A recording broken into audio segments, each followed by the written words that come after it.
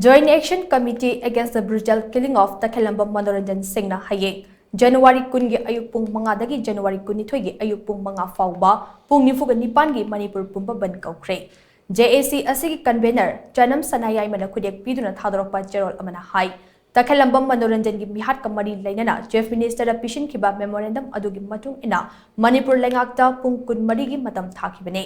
adubu pung kun marigi matam tharaba fawbada lengakna chanaba thabak amata paikhatlaktabana maram oiraga lamdam masigi CSO Singh amadi miyamga loinana Manipur Pumbada Hayeng January kungi ayuk pung mga dagi January kunithoy gi ayuk pung mga PHAOBA pung nifuga nipan gi Manipur Pumbada Bandh chatharagani chathagadoriba ban asigi manungda tangai fadaba servicing amade lining laishon gi thauram singi oinadi komthokani